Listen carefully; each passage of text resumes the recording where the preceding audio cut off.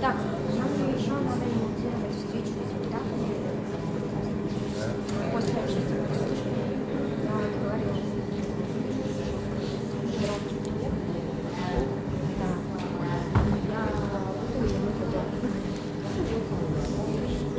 Можно дать сразу отказ.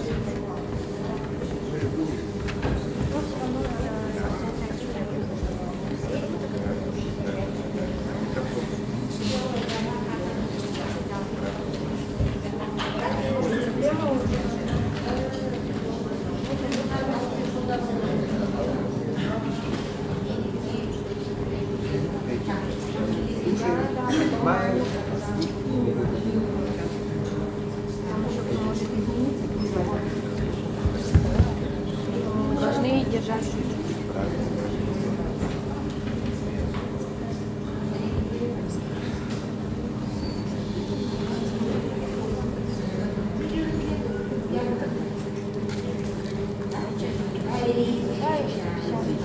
Пока не занят.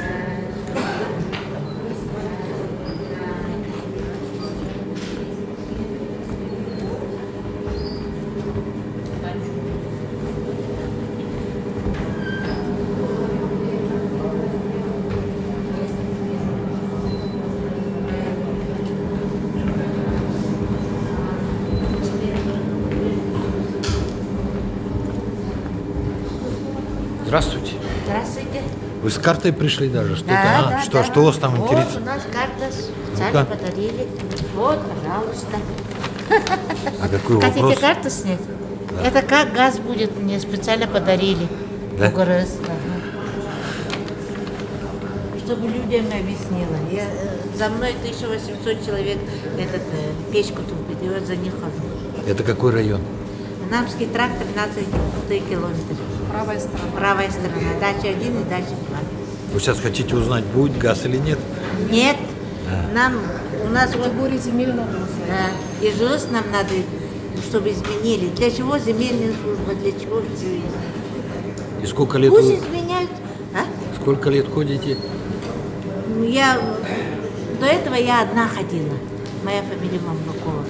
Потом одна ходила, 5-6 лет назад ходила. Я хочу, чтобы газ дома был, хотела. Потом вот с прошлого года, с октября, меня избрали куратором. И вот за людей бегаю. Вот мне специально подарили такую карту, чтобы я людям рассказала. Тут розовые точечки, это значит газ должен быть у человека. Если синие точечки, это уже есть газ. Человек живет с газом. Вот объяснили. Ага, и Да. схема газификации, она в ваш участок уже как бы входит или нет пока? Вот в Договор этом. подписали с некоторыми, да. Но Мне- непонятно, подведут, не да. подведут. У меня давно ИЖС, мой участок делали, и договор я давно уже получила.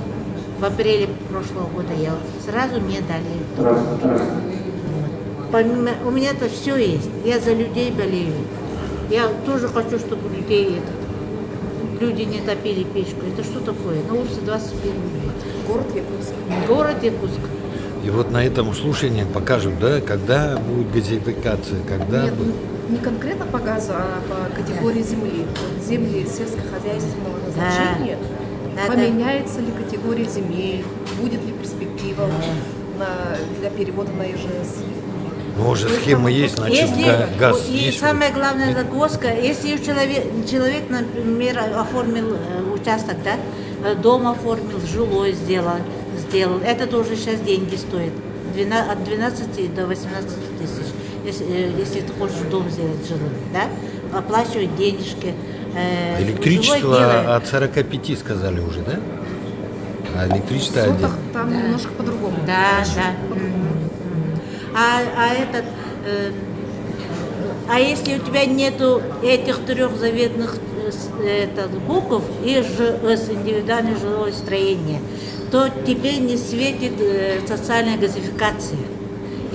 Мне, например, сразу сказали, я инвалид 2 группы, и я как инвалид получу эти 150 тысяч. Стояк подведут до дома, и 150 тысяч на внутренние работы. И я знаю, что вы были у представителя президента России по Якутии. Что Да. он вам сказал? А? Что он вам? Он сказал, ты знаешь, Мамрукой, 13-го будет, генплан будут принимать в Большом зале мэрии. Ты обязательно вот выступи и скажи, подними вопрос, чтобы за протокол ввели этот вопрос, чтобы изменили. Для чего сколько служб? Архитектура, земельные, все же департамент градостроения, все. Для чего столько народов? Пусть изменяют всех на ИЖС, категорию земли. Дача 1 и дача 2. Все, мне больше ничего не надо. Уточните адрес. Намский тракт 13 километров. СПК «Солнечный». СПК «Солнечный», дом 68Д. Это телеканал Округ ТВ. Сейчас вышли в прямом эфире. Ваш смотрит зритель. Да? НТВ, что ли? Округ ТВ. А, округ ТВ. Хорошо. Ага. Как? Где вы? Откройте телефон, увидите. YouTube.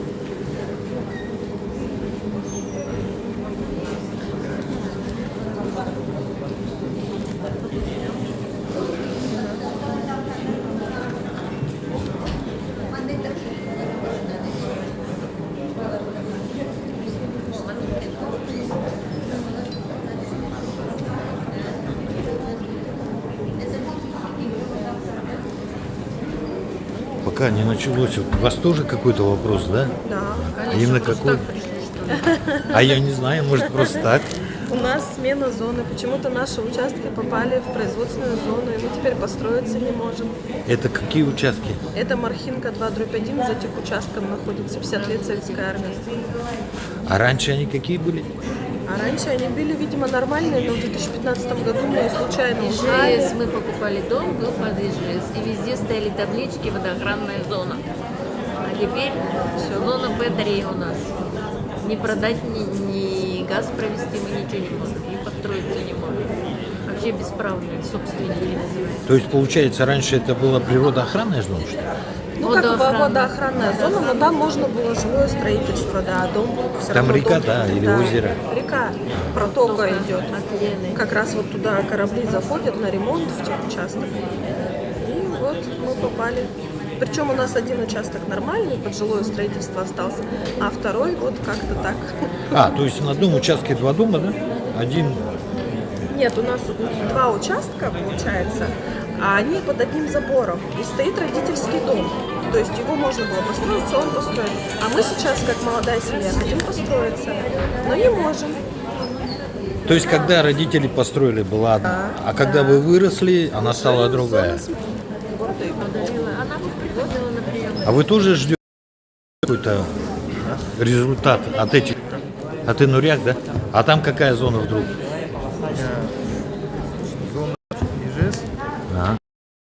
Сейчас лежит в зоне Галадин. Чего? В какой зоне? Галадин. Галадин это что за зона для следующих? Зеленая зона. Зеленая зона, понятно. Тебя же хотите узнать, будет ли все правильно, да? Спасибо. Вот такие вопросы у жителей. Сюда! Список!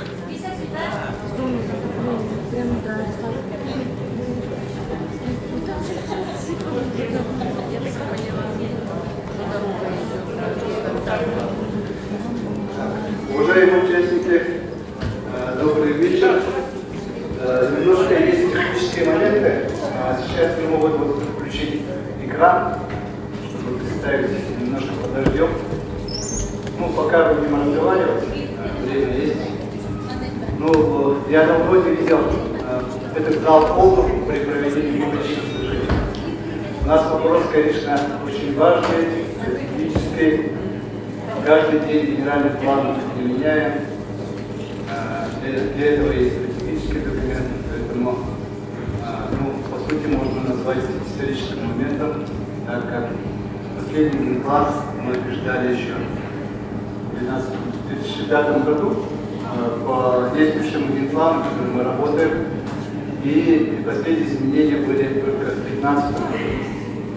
В 2016 году вносили изменения, да, подготовили проект, но при согласовании этого документа с федеральными структурами он не прошел согласование, так как сами, наверное, слышали, да, что земельные участки для многодетных они были предложены в лесном фонде, и поэтому согласование не прошло. Потом, после передачи этих земельных участков через правительство Российской Федерации, эти земельные участки были оформлены, и сегодня они готовы к утверждению. Так, ну, мы сегодня просто объясним, да, по регламенту. Сегодня публичное слушание проводится для того, чтобы зафиксировать ваши предложения. Мы показываем сегодня те документы, которые опубликовали до этого средства массовой информации.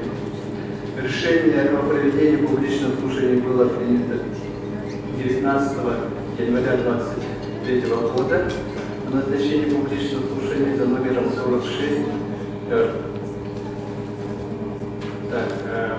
По разработчикам генплана. В 2020 году по заказу Департамента градостроительства и транспортной инфраструктуры муниципальное бюджетное учреждение Главное архитектурно-планировочное управление на основании муниципального контракта вносили изменения в тот документ, который у нас был еще в 2016 году разработан. Это Санкт-Петербургская фирма «Энка». И последние изменения были актуализированы в этот документ.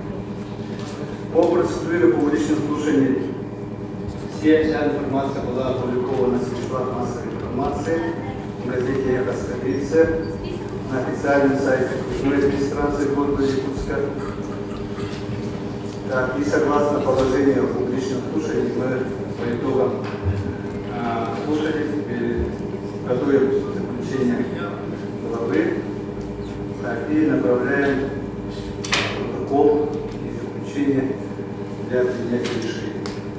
Сегодня фиксируем те предложения, которые поступят в течение сегодняшнего собрания. Ну и утверждение мы планируем на очередной сессии Якутской городской думы. Это 26 апреля. Так, по порядку выступлений устанавливаем регламент выступлений до 3 минут. Думаю, выступающих должно быть очень много. случае вопросов тут мы не спорим, не доказываем. То, что вы, ваши вопросы вы объясняете, мы в протоколе все фиксируем. Так, ну, пока... Юрий Юрьевич, как у нас с экраном?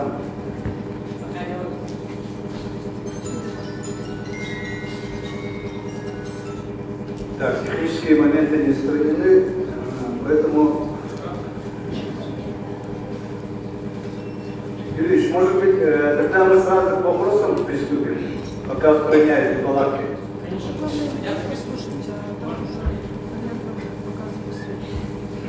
Так, какие у нас кто здесь устраняет палатки? Так, ну давайте мы тогда, Юрий Ильич, давайте приступим к вопросам. То, что без карты мы здесь определимся, будем фиксировать на месте сразу протокол. Надеюсь, по проекту генплана вы все ознакомились. В целом у всех свои здесь личные вопросы, да, которые можете писать. И давайте мы время не будем терять, раз сидеть ждать, приступим к вопросам. Пожалуйста, по порядку. Молодой человек.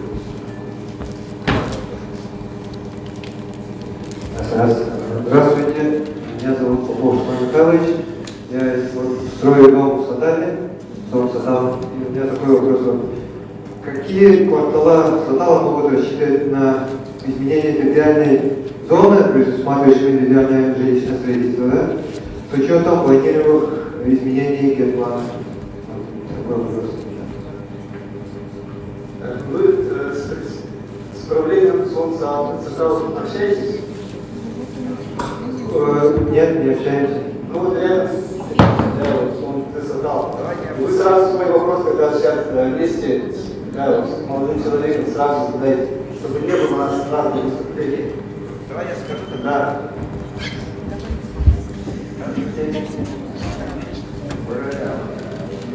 Так, фонд Сатал. Мы с одного рабочего коммерческого товарищества Сатал просим внести изменение в генеральный план городского округа города Иркутск в части установления функциональной зоны. А в отношении наших земельных участков и кварталов это 9, 10, 11, 12 и молодежный квартал и частично вдоль водного объекта кварталов с 1 по 8 согласно предложению схемы. Ну, сами знаете, вот он Сатал 2008 года создан, и в течение 14 лет мы провели очень много работы, и Сатал действует согласно ПЗ 217. Давайте я немножко прерву вас, да, потому что участников очень много. Мы ваш вопрос знаем. Мы не раз проводили совещания на уровне главы и на уровне вот ответил на... Вы заявление, вы свое описание сейчас вот представили, мы вас ваше предложение по протоколу включаем, дальше на комиссию главы выносим. Хорошо, наше заявление мы уже подали, Дарья Романовна подала, все принято в бумажном виде и электронно. Все, по Саталу больше вопросов не должно быть, все вопросы решаются вместе.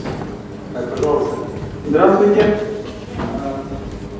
Я по поводу заявления, мы вот писали заявление изменения ИФ генплана 6 февраля, входящий номер 13 ВП 14 ВП от 6 февраля. Юрий Ильич, заявление записываете, да? Да.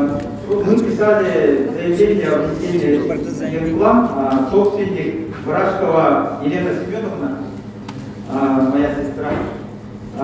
Дело в том, что наш участок находится Василия Гончара 41/1, назначение интернатно-амбулаторное учреждение 25 суток.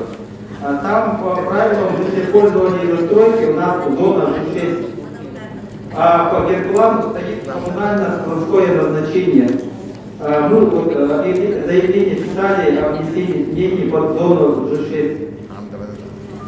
Еще раз, у вас по генплану коммунально-складское. Да, коммунально-складское назначение по землепользованию и застройке, по правилам землепользования и застройки G6.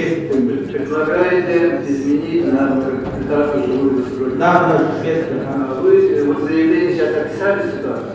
Да, Далее, да. Хорошо. Когда вот к Юрию Юрьевичу подойдете и свое заявление сейчас вот зафиксируйте. Ага. Все, мы включаем протокол. Дело в том, что наши вот соседние участки уже 2 дома построил комбинат ДСК, уже многоэтажка, уже там люди заселились. Хорошо. И еще строят один. Пожалуйста, детали, очень много выступающих, пожалуйста, вы передайте, мы разберемся. Ладно, Спасибо. Вот такой регламент. Вот стоит микрофон, вот по очереди люди подходят, и вот давайте вот так вот будем выступать. Здравствуйте. Я представитель СОМ «Планета». Знакомы уже, да? У вас микрофон ниже опустите, пожалуйста. Ну, вот так же. Да, так лучше. Я представитель СОМ «Планета». Я говорю вопрос по грамотности. У нас получается вопрос, когда гражданство переводить категорию измерений на продолжение. Так, вот у нас 8 участков, да, которые уже переведены каким-то образом, а остальных не переводят. Материю, обратно, натурально. Солнце планета, вы из какой функциональной зоны на какую предлагаете поменять? Наведение садоводства. Наведение садоводства. Так, этот вопрос у нас расположен рядом с Аталом, так? Нет. Это другая планета. Хорошо. Полетите тогда вот Юрию Юрьевичу тоже подойдите заявление. Ответьте. Можно, да? Здравствуйте. Здравствуйте. Кто-то говорит? Пожалуйста. Карамзин Олег, представитель ООО. Мы подавали заявление на разработку района автодорожная ДСК вместе с проектом. Просили оставить G6, ну там было G6, а сейчас поменяли на P4. Просим, ну частично мы удовлетворили, получается, 3 участка. Так, на уровне плана он как сейчас обозначен? Да, получается, частично сделали на 6, частично P4. А до этого было G6. То есть в проекте или плана, который вы представили в средствах массовой информации, там зона другая, да? Да, не соответствующая. Юрий Юрьевич, когда вы детально, да, уточните, в каких границах спасибо. Семен Афанасьевич, можно, да? Да, можно, пожалуйста. СОМ «Победа 2012» у нас земли были переведены в 2014 году в границы земли населенных пунктов. И категория была, по идее, земли населенных пунктов. Затем в 2017 году эти земли, как нам объяснили, для приведения в соответствие с федеральным законодательством, да, категорию поменяли на земли сельхозназначения. Но у нас разрешено использование под садоводство. А жители хотели бы перевести участки под ИЖС. Нельзя ли нам в генплан, мы вот просим нас внести в генплан, чтобы поменять категорию на земли населенных пунктов. У нас потому что мы находимся в границах города Якутска. То есть вы находитесь в черте населенного пункта? Да. Ну, если находитесь в черте населенного пункта, вы не должны ставить вопрос по границам. У вас Мы не по границам ставим, ставим по Вы границам. не в составе? Мы в составе. Вы в составе. Да. Когда вы говорите, что функциональная зона должна быть определена, вот такая. С такой-то зоны на такую-то? Ну да, так и написали. Ну, чтобы я пишу, чтобы учить такое. Предлагаете на жест. Или ведение садоводства? У нас так и так уже подведение садоводства. Мы хотим на Предлагаете ИЖС. и жест. Все хорошо. Здравствуйте. Здравствуйте. Вопрос Анна Николаевна Солохата, представитель Платного Яринска и Моисеевка. Просим рассмотреть приложение замечания к проекту. Мы жители Платного Яринска и Моисеевка категорически против отношения наших зон и ЖС под зону сельскохозяйственного использования. У меня на руках карта, где вот здесь на ИЖС отнесены к сельхозиспользованию. Сегодня мы отправили письмо по электронному почту с поддержкой номер 24 и хотела это тоже внести протокол. У вас, получается, земли паечные, да? Нет. ИЖС у нас все. Кататься? Кататься, Яринская и Моисеевка. Внутри населенного пункта у вас ИЖС. Что предлагаете? Ну, с такими оставить. Сейчас, если у вас ИЖС, то этот вопрос не надо ставить? Ну, там по карте у нас отмечается расширение, изменения, получается. В проекте генерального плана там указано другая. Да. Так, хорошо, принято. Тогда подойдите и без обозначения. Семен Афанасьевич, здравствуйте. Сегодня мы с вами уже встречались, мы хотим просто вам напомнить, чтобы вы не забыли нас внести в протокол Мархинка 2/1. Мы просим изменения зоны с П3. Ну, в идеале, конечно, ИЖС, но мы будем согласны на комбинированную зону, где будут соседствовать, так сказать, эти две зоны, чтобы нам разрешили строительство дома. Спасибо. Хорошо. Вот этот вопрос касается, кто проживает на территории Даркана, кто попал в промышленную зону. Здесь этот вопрос очень долго обсуждался. Депутаты Городской Думы уже этот вопрос держат на контроле. И кто сейчас в данное время проживает на территории и владеет частным участком, по этому вопросу мы предложили установить комбинированную зону. То есть правилами землепользования дальше будет определяться, будет расположена там промышленная база или вид использования, который на сегодняшний день используется. Поэтому те граждане, которые там проживают, если правила землепользования поменяем, то могут уже строиться. Здесь у кого такие вопросы, вы уже можете объединиться. Будем группировать и вопросы на комиссию. Дальше, пожалуйста. Здравствуйте. Заседание СОН Кричелкон, Суханов Николай Семенович. Мы просим внести изменения в план зоны 1, тепло значения, на ведение садоводства 2, так как наши земельные участки необходимая собственность и полностью кодифицирована, электричество проведено, дороги нормальные есть. Хотя бы надо 2 перевести. Территориально где расположен? 12-13 километров. Нет, то это наши и правая сторона. Левая. Хорошо. Здравствуйте, Семен Афанасьевич, здравствуйте. Мой вопрос вам известен, это по вопросу перевода П4 на Ж1 в селе Хатасы с моим предложением принять часть земель для увеличения социальной зоны. Внести протокол, прошу. Так, вы дальше свой вопрос отрабатывали, да, с социальным веком? Да, мы после совещания у Алексеенко Анатольевича, просто на совещании сказали, что этот вопрос вы проработаете, потом что-то сообщите, но пока никаких сообщений мне не пришло. Так, вы специалистом департамента градостроительства Гуляеву Ивану Михайловичу подойдите все-таки.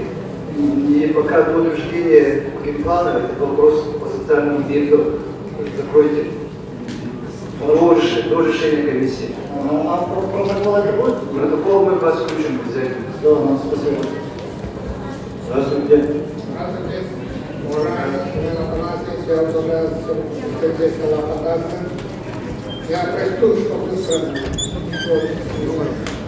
Так, мы жители села Хатаса, квартала Моисеевской и Ярин, кадастрового квартала 1435-112-001, категорически против отнесения нашей фактически используемой зоны Ж1 индивидуальной жилой застройки под сельскохозяйственное использование по предлагаемому проекту Городского округа Иркутск.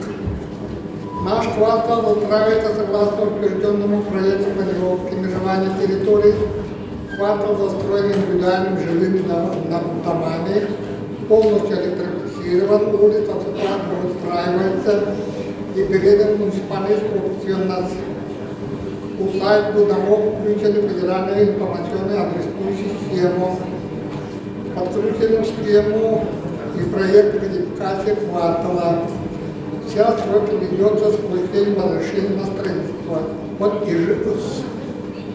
ну и люди все настроены на дальнейшую застройку этого квартала, потому что я предлагаю выписать ИГРН. ИГРН, значит, надзор, жилищный надзор Росреестра никаких претензий к нашей кварталной территории не имеет, так что у нас просто, наверное, рассмотрите. Так, вопрос. У вас левая сторона кадастровые земли пайщиков, да? Нет, это земли населенных пунктов. Земли населенных пунктов. Проблема в чем? Проблема проекта выдана на предусмотрение зону сельхозиспользования. А до этого, как было вот на сегодняшний день правила землепользования, какая зона стоит? G1. Да. То есть в генплане там да, фактически просто G1, да. Ну вот сейчас недавно же тоже. Да, она тоже правильно, все правильно сказано. Все, тогда вы там группируйтесь этим вопросом, если что. Здравствуйте. Волжская индустрия, 75-й квартал, перекресток Ильича и Левина. Просим внести изменения в генплан участка.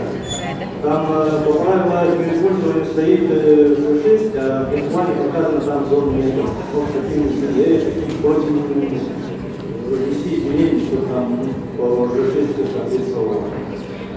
Сибирская Левина. Да, 75-й квартал. То есть в проекте генплана зона не обозначена. Хорошо принято. И по 47-му кварталу перекресток Светлого, Лермонтова. Город Проэй, в 2020 году город нам поставил условия расселить жильцов 12 лет заказчиков. Мы с этими условиями согласились и образовали участок. В этом участке стоит, когда прошли, там все нормально, G6, а вот в этом геопортале там показано другая зона стоит. Вот тоже хотим это исправить. Так, в геопортале действующий генплан, а проект генплана вы проверили? Да, проверили. И там что-то, там тоже то же самое. Хорошо. Когда сейчас вы это фиксируете, положение вашей территории, принимаем, записываем. ООО «Промнавигаз».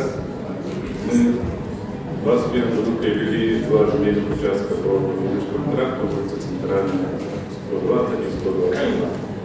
Это получается смежные участки теплового пункта ГРЭС-2.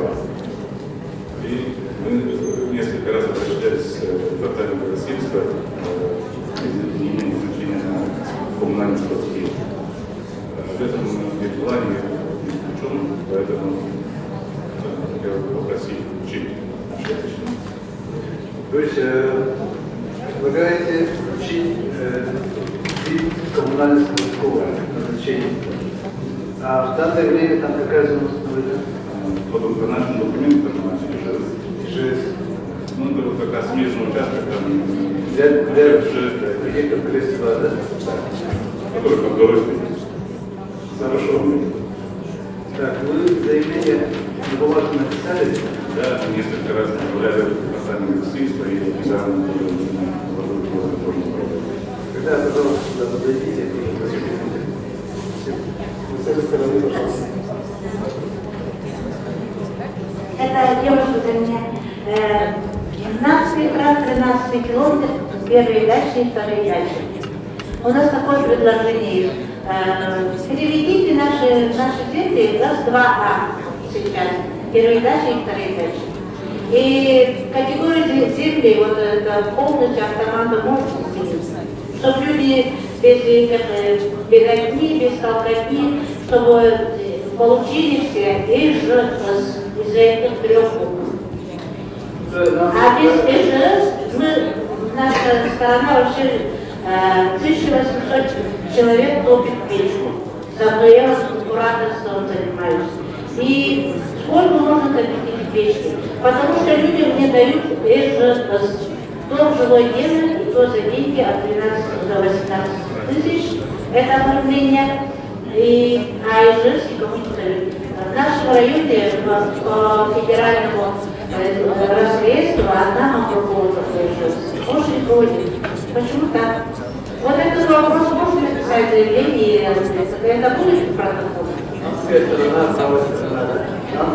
Амский край, правая сторона. Да, правая сторона. Хорошо, мы протокол включили. Хорошо, спасибо. А можно вот продолжение к предыдущему вопросу? В прошлом году в феврале мы отправляли предложения свои. Будут ли эти предложения учтены вот на этих слушаниях? Вот те предложения, которые были ранее, они были рассмотрены на комиссии генерального плана. То есть повторно оформлять не надо? Повторно, вот сейчас, если вопрос касается этой территории, которую вы сейчас озвучили, мы включим один вопрос. Хорошо? Здравствуйте. Пожалуйста, у меня вопрос. Какова дальнейшая судьба земельного участка, который находится в зоне железной дороги? Так, по железной дороге вопрос интересует, конечно, многих.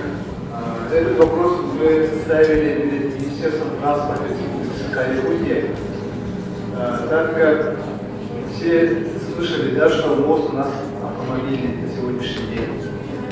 Мы, городской округ города Иркутск, предложили трассировку железной дороги в городском округе исключить. При этом направили запросы в Управление архитектуры республики, направили в Министерство транспорта. Вот дальше наше республиканское министерство направили запросы в федеральное министерство и получили ответ о том, что железная дорога по левой стороне со стороны городского округа в далеком будущем стратегически она должна быть. Соответственно, с таким ответом мы исключить трассу не можем. Мы ориентируемся на республиканские документы, схемы планирования. Республиканский документ уже ориентируется на федеральный. Поэтому трасса остается, она меняется только в части подхода к речному порту. Речной порт у нас решением правительства перенесен на правый берег, это Нижнеместья, и на этом месте будет многоэтажная жилая стройка, поэтому трасса доведет до паромной переправы и дойдет до аэропорта. Соответственно, с Кабаки до Камского тракта она дойдет по горе, по действующему генплану, который у нас есть на сегодняшний день. Эта трасса сохраняется. Изменения касаются только Великой Турич-Порта. Так, пожалуйста. Татьяна Дайкова, мой участок находится срок Чертюрмана, он не внесен в генеральный план. Я хотела, чтобы его генеральный план был. Да, сон Чертюрмана. Да. На сегодняшний день там зона не установлена, да? По правилам эксплуатации. Участок по ИГР. Ну хорошо, тогда мы проверим сейчас. И для того, что его нет в плане, он находится в зоне L1, чтобы перенести на новую ЖЭ-2. Хорошо. Тогда вы сюда подойдите. Пожалуйста. Добрый вечер, уважаемые участники слушаний. Я Саймон Андрей Александрович. Прошу рассмотреть мое замечание генерального плана по вопросу изменения территориальной зоны на ИЖС запрашиваемого участка как многодетная семья. Данный вопрос не решается с 2020 года. Я неоднократно писал в КПИ, они ссылались на изменение генплана. Хорошо, да. Спасибо. Здравствуйте, я Осипова Зинаида Октябревна. Прошу внести в протокол возможность изменения территориальной зоны и вида разрешенного использования земельного участка на территории СКБК Татарский, зоны С1 сельхозугодия на зону рекреационного назначения «Карабин», где предусмотрен вид, туристическое обслуживание или природно-познавательный туризм. Так, это фотобагаж, да? Да. Фотобагаж. Вы заявление написали? Я заявление написала дважды. Я дополнение к заявлениям отправляла пояснительную записку. Хорошо, Спасибо. Добрый вечер, Михаил Анатольевич. Егор Алексеевич Савин меня зовут, представляю компанию ООО «Позой». Мы с 2019 года пытаемся изменить назначение земельного участка ООО, который сейчас находится как производственная база. Сейчас мы, заново, с 2019 года мы пишем заявление о том, что мы поменяли назначение земельного участка на Ж6, либо на ОД-1Б. В связи с тем, что не соответствует генеральному плану города Якутска, нам приходит постоянно отказ. Скажите, пожалуйста, на этапе утверждения генерального плана возможно ли сейчас изменить назначение земельного участка? Территориально где находится еще? Это город Якутск, улица Дзержинская, 80. Дзержинского, 80. Да. Так, возможности внесения в план как раз таки мы для этого сегодня собрались, проводим публичное слушание, чтобы что мы включили, что не включили. Еще один вопрос, пожалуйста. Учтены ли изменения, то есть не изменения, а 7-я природная зона при составлении проекта генерального плана города Якутска? Так, проект 7-й подзоны, он включается в таком виде, который прошел согласование. Как определили при определении этой зоны, в таком виде она и будет. Мы здесь сами ничего не придумываем, ничего не меняем. Как установили, как посадили, так и садили. Здесь у нас отдельный раздел и ограничения, которые были, так и сохраняются. Но вот природные зоны под зону попадает очень большая часть города. Этот вопрос меняется, да, сейчас. Должны еще дальше под зону согласовать. При этом шумовые ограничения будут учтены некими мероприятиями, шумоподавляющими мероприятиями. Вот, как знаете, до 17 квартал он тоже подпадает в территорию, но сейчас проект комплексного развития, там процесс идет уже по реализации, да, с учетом этой подзоны. Соответственно, зона, вот 7-я подзона, она намного уменьшится. Так что этот процесс идет. Примерно, да, план, момент, как вы не затрагивали, это немножко другой уровень регламентации. Это уже правила землепользования, проект планировки. Здесь показывается, что вот в крупном Москале, например, 17-й квартал, там будет желательно строить. Мы здесь без учета зоны показываем, что здесь желательно строить. А какие ограничения там будут по этажности, по этим мероприятиям, да, это уже показывается другие документы. В последующем квартале документами правила землепользования. То есть сейчас можно изменить назначение земельного участка, не ссылаясь на цикл подзон. Я правильно? Нет, мы главное в плане устанавливаем ту зону, которая в будущем, да, при изменении цикла подзона будет там уже будет разрешено строительство. Мы в таком виде и показываем. Все понял. Спасибо. Добрый вечер. Меня зовут Жоржин Николаевич. Я житель микрорайона Костяной Тор, это находится в Москве. Адрес у нас 15 тракт, 13 километров. Это левая сторона. У нас 360 участков. Сейчас мы перевели садоводство. Здесь у нас и мы просим включить нас в ИЖС, потому что у нас молодые семьи хотят строиться, и мы не можем получить ипотеку, и все это строительство. Так, у меня вопрос короткий. Мы до этого обращались тоже много раз. Ждем перевода БЗС. Когда? Хорошо, принято. Включим рассмотрение комиссии. Здравствуйте, добрый вечер. Молодой человек, вы подойдите к макете, а то... Меня зовут Чикарова Катерина Васильевна, пенсионерка, ветеран труда, жительница 9-го квартала. Все жители 9-го квартала, мы заинтересованы в том, чтобы 9-й квартал сельхозугодие перевести на садово-огородническое, чтобы была у нас прописка, чтобы мы могли пользоваться своими льготами.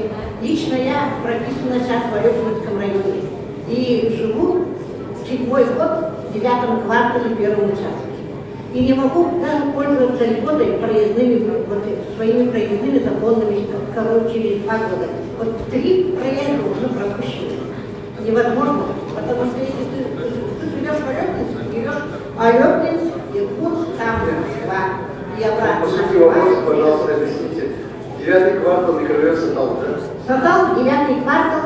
И вот поэтому главный вопрос у нас перевести сельхозугодий на садово-огородническое, чтобы мы имели возможность прописки и жили как полноправные жители. Уважаемые участники, давайте не будем повторяться. Вопрос по Саталу нам уже в самом начале поставили. Этот вопрос, протокол пойдет одним вопросом. Вы просто объединяетесь. Да, мы вас услышали. И включим протокол вместе с предложением правления. В том числе 9, 10, 11. Мы этот вопрос уже давно прорабатываем по инициативе правления Сатала. Состоялись несколько очень много совещаний по этому вопросу. И поставлены задачи, и все про это знают, и у всех это все на контроле. И должны провести вот очередное совещание в городе. Работа ведется. Работа ведется. Вы держите связь с правлением, чтобы информацию получать. Пожалуйста. Здравствуйте. Меня зовут Воробьев Евгений Николаевич. Я представляю директора Поповой Валентины Николаевны, собственника земельного участка Сибирахасы, сельхозназначением кадастровым номером 1435 11 2006 11 776. И разрешено пользоваться сельское хозяйство. И прошу вас внести изменения, перевести в ИЖС. Это левая сторона Покровского трактора. Это получается, да, левая сторона Покровского трактора именно о том, что наш участок граничит именно с землями населенными пунктами. Это селе Хакасы, именно селе Хакасы. Где-то там Покровский трактор 15-16 километров, а именно селе Хакасы. Вот 10 метров и земли ИЖС уже идут. Там будут рядом строиться школы, детские сады. Я смотрел уже вот как бы Гет-2, везде там уже как бы должно строиться и транспортная инфраструктура, и автобусы должны там ездить. Мы уже ранее неоднократно обращались 2022 года и 2020 года, и все наши заявления постоянно отписали наши. Да, этот вопрос мы все знаем. Левая сторона нас многих интересует, конечно. Но я сразу скажу, что данный генплан, этот вопрос не войдет. Потому что Хатаса в пригороде, в Табаке, когда глава был на отчете, он четко объяснил позицию. Чтобы перевести зону Хатас на ИЖС, соответственно, надо решать очень много вопросов комплексно, в том числе социальные вопросы, школы, садики, где должны быть размещены, надо сейчас уже определять. Он сказал, что надо создавать рабочую группу вместе с администрацией пригорода, определить для себя по сельскому хозяйству, во-первых, по пастбищу для населения, да? Мы должны общим решением принять решение для себя, где будет вести пастбище. Второй вопрос – это комплексно мы должны решить по земельным участкам для положения социальных объектов. Соответственно, должны определить земельный участок, где на какой другой участок они попадут, эти земельные участки уже передать. То есть те граждане, на участках, в которых попадут социальные деятельности, написано общим решением, что или возместить, или как-то решить их проблемы о том, чтобы не было, что попали социального деятельности какого нет. То есть вся территория должна быть обеспечена социальной деятельностью. Если все комплексное решение, оно сказал, что готовы мы обсуждать. Сейчас на сегодняшний день организовывается инициативная группа. Вы туда подойдите, и после того, как эти группы соберутся, в окружной администрации мы организуем встречу. Там будут подобны ваши инициаторы по отдельным группам, по территории, и через катастрофы будем решать связь. Это мне тогда обращаться на администрацию. Ну там все участки, они уже как бы собственники. Уже у каждого участка владения уже все разбиты уже. Ну они как бы системно. Да, четко сказано, что отдельно каждый вот так вот разговаривает. Надо решать вопрос полностью, всю территорию. Хорошо, понял. Спасибо.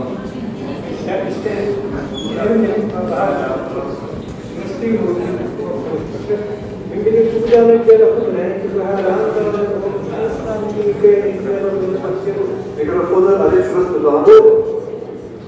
Воспитание металлического варки. Фантастика великий, я скажу,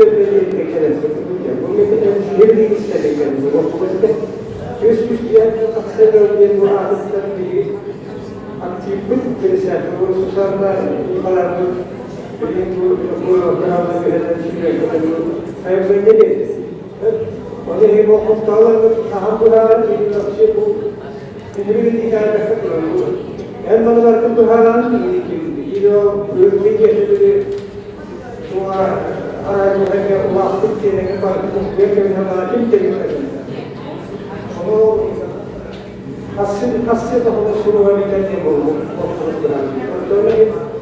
ربوشي بران كريم تخطط ويجري بالتلميذ أمشي سويته وأكتب بالسنة إذا بعد بس وقت ما رحت تطلع وفي حين من المركب الله يكشف كبير يوم ولا يمكن ينفرد يكون خطر يعني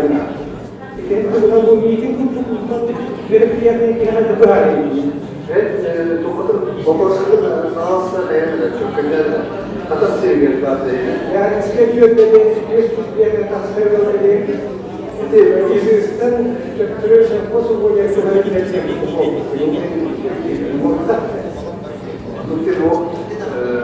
это проект, главное, сыграть как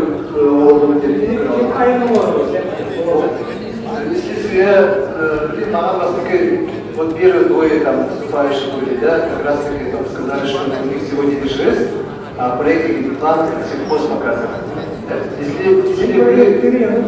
Если вы расположены на этих территориях, соответственно, вместе с ними мы этот вопрос посмотрим. Давайте я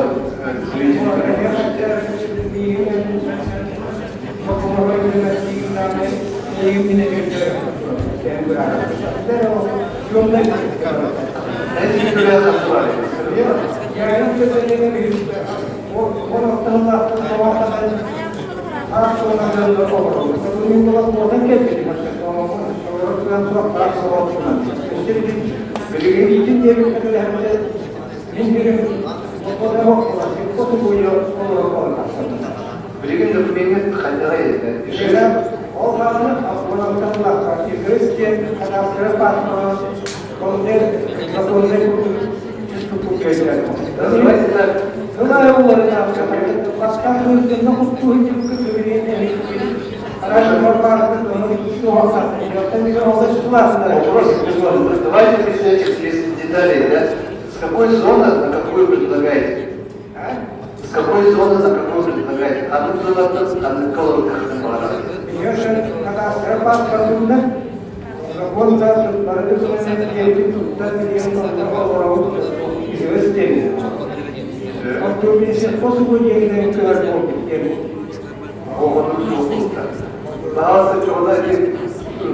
территориальный фонд не контролирует. Он регулирует, он регулирует жизнь. Тут так вот отношения он контролирует.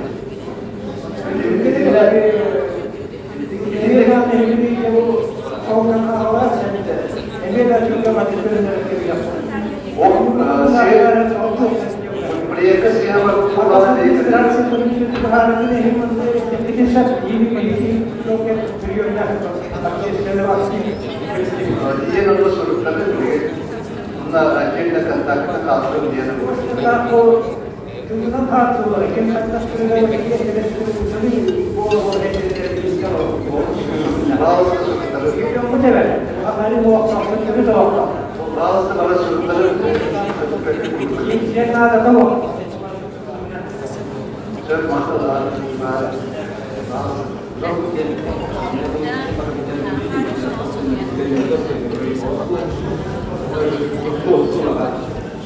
представляя интересы своих соседей.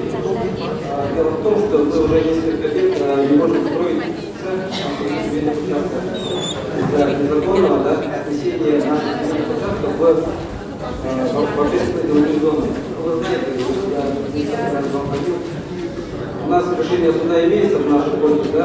Я еще подал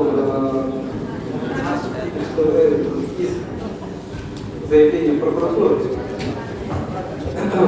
18 января прокуратура города Якутска направила представление заместителю мэра, знаете, да? И мы просим установить на наших земельных участках зоны ИЖС, чтобы открыто генерального права. Насколько я понял, именно на вашей территории пропал социальный объект. Проблему мы рассматривали на правила землепользования стройки, Это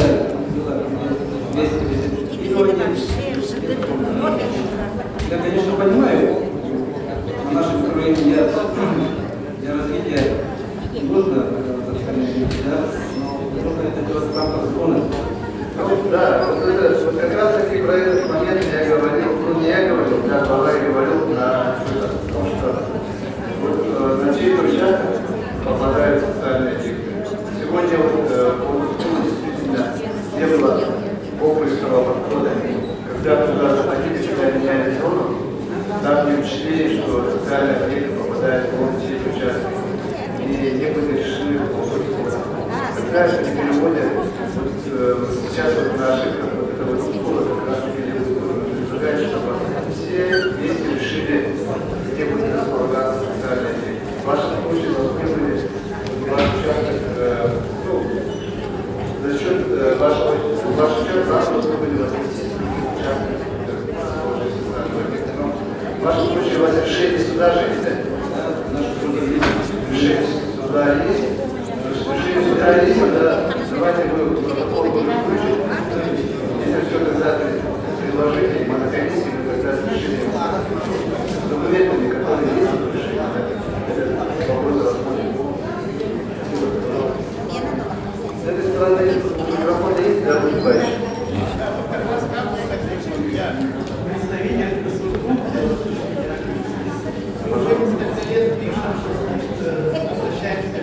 Микрофон. Уважаемые участники, можно потише немножко?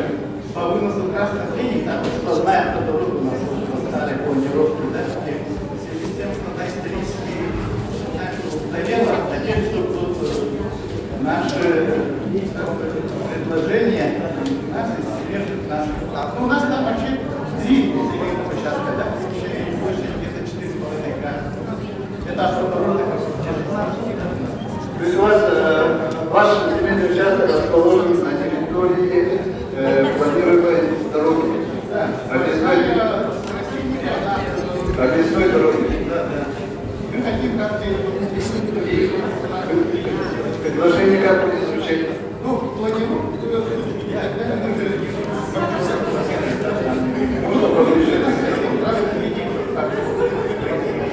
То есть вы предлагаете окружную дорогу пустить по другой трассе? Так предлагаете? Хорошо. Вы сформулируете как раз предложение, давайте запишем.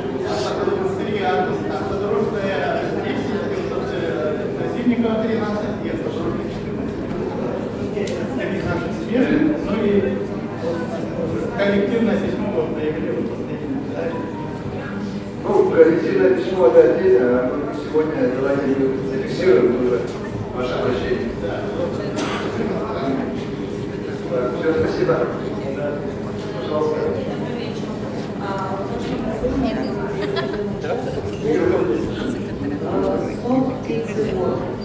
В прошлом году был приобретен участок в выпуске ИЖС нормально. Известно, что это переделанный участок, который находится в местности такой района, небольшой закон. То есть все остальные участки, которые заходят, уже два.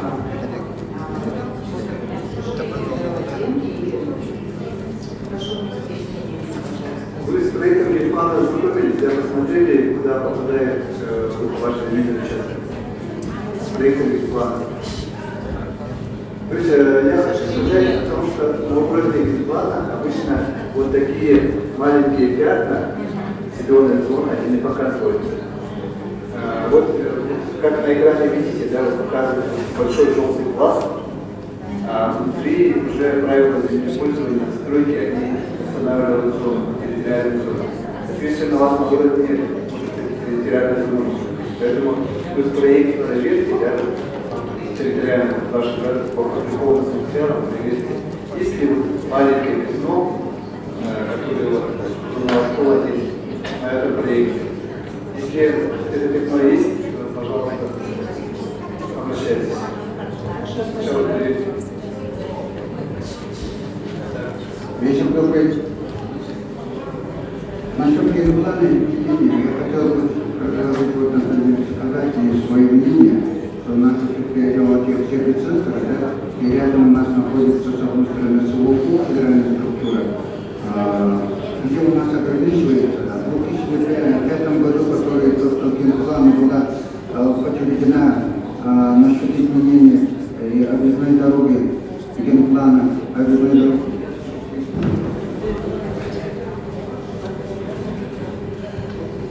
И хотелось бы уточнить, вот, например, до сих пор 17 лет прошло, с одной стороны, 2005 разрешение принято было, распоряжение вышло насчет генплана. Исходя из этого, с одной стороны, 17 лет никаких движений еще нет. А у нас, вот, например, больше 20 лет ограничиваете, с одной стороны, никакое развитие не даете, строительство второе, десятое. Тем более строительство, с одной стороны, города Якутска, мы выпланировали города, планировали в сторону автодорожного округа, в сторону Покровского тракта. Исходя из этого, я хотел бы изложить свое мнение. Мы категорически против нашей объездной дороги, да? То, что проходит через Сергеляское шоссе, с Красильникова на автодороге, с автодороги на Чернышевскую, которую выходит, планируется вот эта дорога.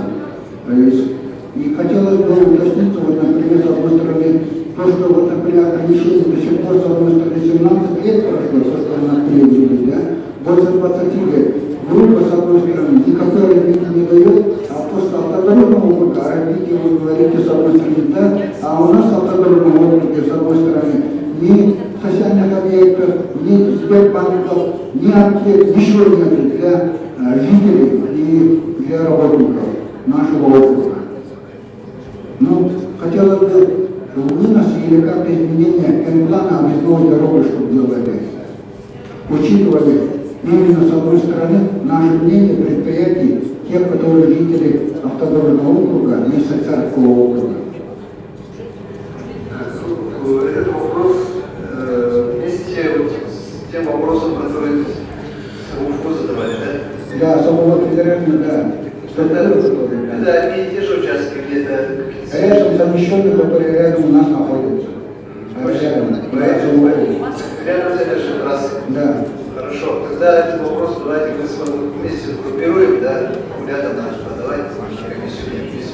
Хорошо. И хотелось бы уточниться, с одной стороны, то, что генплан 2005 года была продлена насчет города Якутска, а федеральная структура до сих пор не знает, с одной стороны, то, что СУФУ, у них согласования у вас нет. Нет до сих пор. вот. И ограничения даже с одной стороны ни строительство, ни развитие, ни развитие. Федеральными органами власти согласование идет на уровне федеральной информационной системы. То есть мы на прошлой неделе разместили наши материалы в федеральной системе, и сейчас в течение месяца они нам должны дать включение. Соответственно, вот это уведомляем о загрузке в эту систему, и федерала в течение одного месяца должны посмотреть. Вот если замечание поступает, дальше что проводится. Или принимается замечание, или делается коллективное совещание.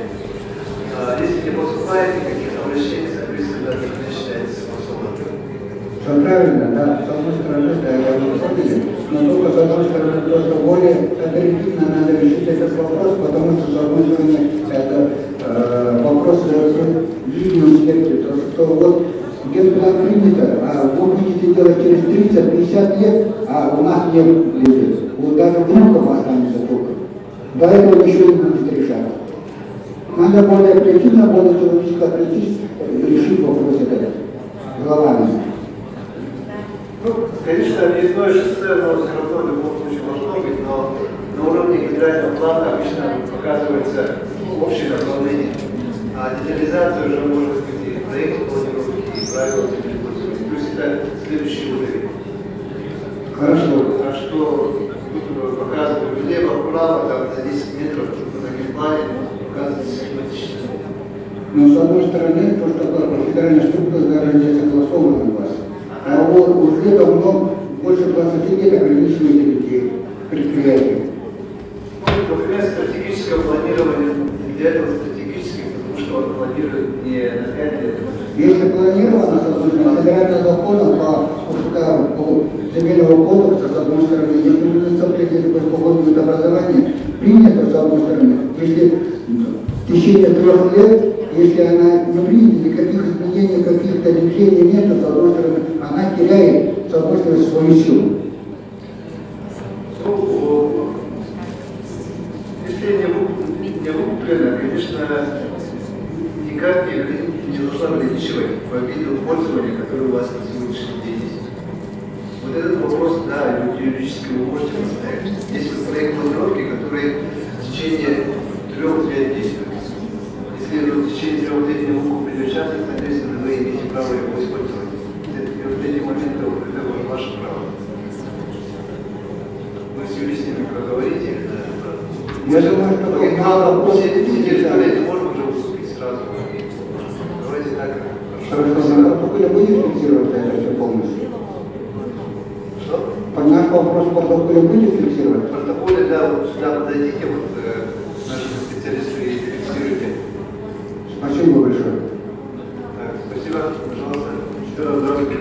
По поводу земельного участка, раз по номеру 1436, по 280. 66. Там участок находится в 2 зонах, один. И прошу учесть в новом плане этот участок. Так, я до этого говорил, потому что вот эти зоны, которые называете, да, их правила землепользования застройки. То есть в плане они не отражаются, они внутри сидят. Так что это другой уровень документа. Вот, я до этого объяснял, да, что вот, например, вот на экране видите, да, вот большой класс, это вот желтым цветом обозначен. Внутри там сидят, вот то, что было один, там же 2, они здесь в плане показывают. Зона индивидуальной жилой застройки. Вы в проекте или плане посмотрите вот ту территорию, которую указываете. Если там вот полностью желтое пятно, соответственно, в этом плане ничего не меняется. Вы идете правила землепользования, там уже другая комиссия. А эта комиссия проходит раз в квартал, комиссия будет вносить изменения правила землепользования в сельскохозяйственную зону. Комиссия проходит каждый день. Потому что этот момент вы сейчас уточните, если в плане пятно показано как целый один, соответственно, вопросов туда будет. Так, здесь очередь вопрос, пожалуйста. Здравствуйте, Егорова Александра. Сегодня обращаюсь от имени собственника земельного участка по экоземле с КПК Хатанской с правой стороны под горой. Там в собственности моего заявители оказались два земельных участка. Они расположены рядом с входом объекта. По действующему федеральному плану там установлена рекреационная зона, и по ВЗЗ там установлена зона для объекта береговая полоса. Мы предлагаем изменить, включить вот эти земельные участки для ИЖС, потому что все соседи, у них земельные участки с назначением функциональной зоны у них для жилой застройки. Вот эти земельные участки были приобретены уже давно, распределены. Поэтому при федеральном плане просят это учесть. В случае, если прям близко к водному объекту, есть же возможность укрепления, еще и обеспечить защиту водного объекта. Поэтому просим это учесть и объяснить земельные участки для функциональной зоны индивидуального жилищного строительства. Я обращалась с обращением, с предложениями и замечаниями. Это было зарегистрировано. Обращение было подано 8 февраля 2023 года и зарегистрировано в ТГ. Входящий номер нашего обращения. Если было зарегистрировано, следует ли мне повторить сейчас? Там входящий номер был сообщить 16 дробь КТ от 8 февраля. Тоже ситуация такая. Генплан, она проверена, проект генплана. Вопросы береговой зоны, там, метр, два, три. Мы проверяли, там по генплану я смотрела, там рекреационная зона. Четко показано. Да, четко показана рекреационная зона, и в проекте осталось 10 дней. Тогда лучше подойти, потому что заявление, оно может и на другую комиссию попасть, а то пропустить его. Пожалуйста. Здравствуйте. Я по поводу проблемного дома переулок Горбашова 12/11. Являюсь представителем. Мы поменяли зону на Ж2А. Дабы привязать дом на земле, чтобы был друг там, по-моему, этажей. Но в 2021 году, в конце года, закон поменялся. И то есть мы уже как такового не можем быть. И мы просим изменить нас на зону Ж3А. Так, здесь то же самое. Ж2, Ж3, Ж5, Ж6 это устанавливается правила землепользования застройки. В генплане показывается как многоэтажная жилая застройка. То есть одним цветом это показывается. А внутри уже расщепление идет уже в другом цвете. Вы сейчас просто проверьте, да, на уровне генплана идет или ИЖС, или многоэтажная застройка, или малоэтажная застройка. Вот три уровня. Мы идем как ИЖС. То есть недобросовестный застройщик поставил ИЖС, мы как дольщики там. Так, ну давайте... Но у нас проблемы, мы прописаться элементарно не можем. Двухэтажный дом. Так, давайте так, лучше, давайте вот вы все равно там отметитесь, да, и мы дальше сами разберем ваши вопросы. Если что-то не так, потом не сможем. Добрый вечер. Все-таки я хочу уточнить вот насчет Сатава, да? Я так поняла, что ЖД будет все равно, да? И вот наши земли, вот, ну, я за 9 квартал только спрошу. Вот все направляете вот Шабелину. Шабелин мне говорит, С1 будет переведен на С2. Будет такое, что ли? По Сатаву железная дорога, она останется в своей трассе. То есть трасса она будет, но там, где квартал молодежный, по проекту планировки, по утвержденному документу, да, там был транспортно-логистический центр. Этот центр мы исключили, потому что, ну, сами понимаете, когда эта дорога придет, еще неизвестно, да, придет ли к этому, пока закончится действие этого генплана, не придет. Поэтому транспортный центр мы оттуда убрали, осталось только трасса железной дороги. А трасса железной дороги там 100 метров, вот, здесь там всего лишь 100 метров. Это равная зона, да? Да, она затрагивает только край этого участка молодежного. Частично там попадает. Но там все говорят продано же. По чьим домам это пройдет, эта железная дорога? Может, по моему дому пройдет? С краю, с южной стороны, да, действительно попадает. С южной стороны. Это Победин, да? Ну да, потому что... Мрамор, наверное. Нет, это там, где молодежь. Со стороны молодежи, рядом с станцией, там чуть-чуть пропадает, но основное пятно оно остается. Это же тогда Железная дорога, да. рядышком с трассой проедет. Рядом с трассой, да. Ну, пересекает где-то, ну, там посмотрите, вы в управление подойдите, там ситуация полностью владеет. Да, мы каждый год ходим, год по несколько раз. У Шадрина чего-нибудь добиваемся, ничего не добиваемся. Все под контролем, вы тоже так говорите?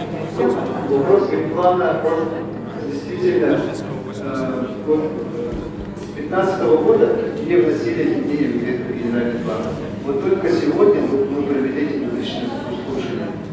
И в апреле этого года, 26 апреля, мы в случае там положительных всех заключений мы должны уйти этот документ.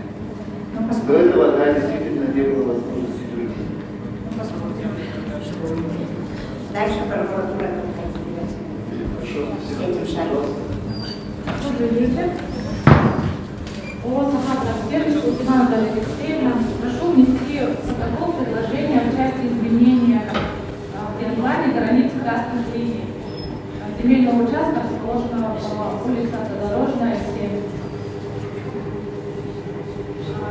К вам уже обращался недавно, да, человек. У нас даже проблема, когда вот эта вот объездная дорога, красные линии, из-за этого, соответственно, мы не можем получить никакое разрешение, ничего построить. Поэтому прошу внести протокол. Ну, здесь вот при формулировке вы немножко по-другому написали. Вам надо объединиться вот там, где выступающие самоуправление, вот вместе одним коллективным тоже обратиться, потому что там не красные линии меняются, красные линии устанавливается проектом планировки, то есть квартальной застройки. Здесь меняется трасса, ну, у вас где должна быть объездной дороги, широкой объездной дороги. Я думала, может, ее можно уменьшить как-то, я не знаю. Почему она такая у вас широкая, Ну, вот это четырехполоска, на шоссе, но так и это неосуществимо вообще, мне кажется. Это какое-то далекое будущее. далекое будущее, но оно должно быть. Ну, из-за этого страдаем мы собственники. Какие-то планы делаете неосуществимые, а потом мы ничего не можем построить. Ну, это даже не мы же делаем, это выдвигать. Ну, надали генплан у нас идет 60-х годов, да, генплан. И положение, которое там были, до сих пор не сохранили. Ну, вы смотрите, вы хотите построить дом, да, но вы же не будете его делать 10-этажным, как частный южный, например, да, вы знаете свои возможности финансовые, да, и строите как обычно его двухэтажный. В данном случае вы сейчас хотите построить скоростную трассу, значит, 40-метровую получается, а на самом деле вы будете строить потом по факту, ну, я не знаю, там метров 30 максимум, если у вас проект позволит, если у вас финансы позволят. Надо делать реально, что осуществимо, а не то, что вы там хотите, или знаете. То, что невозможно, мне кажется, нельзя ставить в этом. Не должны просто собственники страдать от чьих-то планов. Пожалуйста, да. Здравствуйте. Хорошо, Владимир Валерьевич. У меня такой вопрос. По поводу участков для многодетных семей. Вот, на данный момент меня интересует Владимир-Деревянский наслед. Где конкретно и какое количество предполагается, согласно генплану, разместить многодетные участки? На сегодняшний день земельные участки для многодетных, они обрабатываются только на горе 3 участка. Те, которые переданы с лесного фонда, мы сейчас будем переведем земли поселений по этим планам. При этом нам получается 3500 земельных участков. Но они будут распределяться, когда они полностью государственные. То есть сначала будет проливаться трасса, коммуникация будут подведены. То есть полностью готовый участок. две территории большие, они уже готовы. Сейчас они работают, но по третьему участку там еще идет передача с Росимущества города. То есть процесс идет. После Сыртаха, после Тулагина прорабатываются новые территории, но они в процессе пока. Пока в процессе. Просто я смотрю, согласно генплану, но опять же генплан у вас здесь указан 2021 года, и здесь всего выделено всего Тулагина 575 гектар написано. 575. Что там написано? Зона застройки индивидуальными жилищными домами. Село Тулагина 575 гектар. Вот это существующий дома, это вы откуда информацию читаете? Это проект генплана текстовой части. Да, 21 год. Вот таблица. И меня действительно интересует конкретно, где планируется выделение многодетным семьям этих участков. Юрий Юрьевич, я можешь там показать территорию на карте?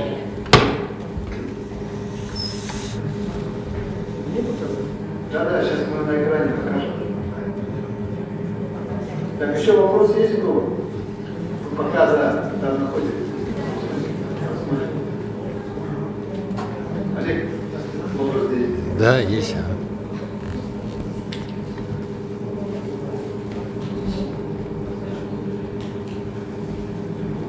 Видите, программа «Точка взаимодействия». Я аж вопрос веду, извините, с 2012 года. Меня такой вопрос заинтересовал. Да? В 2015 году, оказывается, генплан полностью не принят, как-то любое строительство. Сегодня вот этот план, что дает городу Иркутску, им надо понимать. Вот сейчас жители вносят изменения, да, свои предложения. Да? Вот этот план сейчас примут ли федеральные органы власти? Если не примут, предыдущий оратор сказал, что план генеральный недействителен. Если он недействителен, как архитектура работает? С 2015 года, понимаете, я вот не понимаю вот этих перипетий. Здесь четырехполосной, здесь двухполосный. Знаете, о чем я говорю? Мне сейчас надо понять, принятие этого плана гарантирует права жителей города Иркутска на то, что их там мнение. Или же вы опять будете все менять, и опять все будет по-новому. И при этом учитывается, как я понял, будущее Иркутска, да? То есть у нас там будет через 30 лет, 50 город, да? Златей 32 год, самый красивый. Он учитывает все эти параметры, раз здесь люди уже беспокоятся о своем будущем. Да, действительно, тот документ, про который средства массовой информации писали, я сегодня не озвучил. Это мастер-план города Иркутска, который был проработан в прошлом году. Очень важный градостроительный документ, положение с которого вошли в наш генеральный план. Вот в течение прошлого года был этот документ на основании конкурса всероссийского разработан. В июле были определены победители. И этот мастер-план, положение, все вошли в генеральный план. Соответственно, наш основной стратегический документ выполнен с учетом этого мастер-плана. При этом, то, что сказали на федеральном уровне, мы в этом году, когда утверждали, мы разделили документ на два этапа. Соответственно, ушли ошибки прошлых лет, когда согласование федералов мы не получили, из-за этого процесс утверждения очень растянулся. Мы на этом этапе максимально оставили все муниципальные вопросы, без назначения. Соответственно,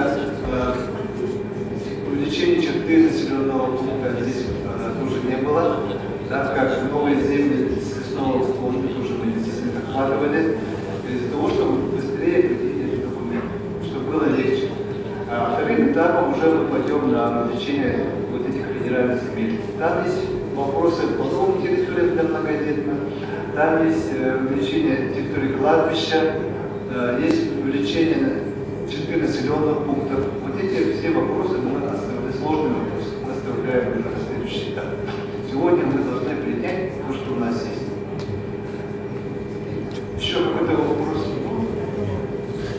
когда ответил, да? А, еще будет, да, слушание? 17 апреля. Все, больше публичных слушаний по утверждению этого документа не будет. То есть все вопросы, которые ставят, мы должны сейчас рефлексировать и вести на обсуждение комиссии. Так, я Ильич, показывает, да? Сейчас, пожалуйста, давайте дальше. Скажите, пожалуйста, тогда если генплан, да, я посмотрела, да, с молодежного, не будет, не будут вноситься изменения, и там эта дорога в каком-то будущем, да, все-таки останется, как поступать тогда тем людям, которые там уже построился, но при этом никакие ни документы, ни кадастровые на данный момент не получат и не получают, потому что весь тотал ссылается на этот генплан неутвержденный. Как тогда поступать людям, кто вложил в эти деньги, и на данный момент это единственное жилье? Ну, насколько я видел ситуацию, сама трасса железной дороги, она не затрагивает существующие участки и дома по молодежному. Но тогда, когда нам ждать от Сатала документы на ИЖС? Вот все эти вопросы сейчас были решения вопроса социальных объектов по обеспечению. Если вы сейчас войдете в генеральный план зоны для ведения садоводства вот, в апреле, только после этого как раз таки вы можете оформить свои земельные участки. Но для этого надо вам решить вопрос по социальному объекту, по обеспечению территории объектами социального назначения. Ну, Сатал-то вам вопрос не задает какой-то, сдвиг-то есть вообще? Потому что в Сатал, когда приходишь, они ссылаются на вас, на мэрию, да, на генплан, им ничего не дают, и у них руки связаны. Мы вот сегодня как раз на публичном слушании это заявление ваше от Сатала фиксируем, и после этого вот будут проведены комиссии, и на этой комиссии уже будет принято окончательное решение. Дальше узнавать в мае, получается. Да, в апреле этот документ при положительном получении всех согласований 26 апреля он примется. Понятно все. Добрый вечер. Залосов Иван, житель СНТ «Ассоль». Это Нарвский тракт, 12 километров, правая сторона. Там живет больше 1000 человек.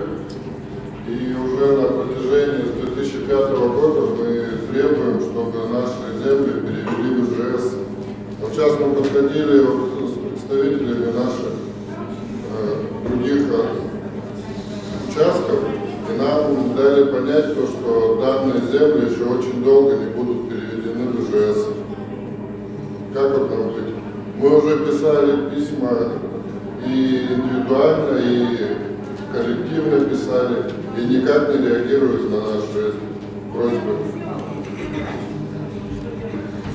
Ну, этот вопрос вот до этого задавали, вот как раз Челбон, да? Вы же задавали, где вопрос? Это вся одна территория. Ассоль, Лама там у нас есть, Мархинка.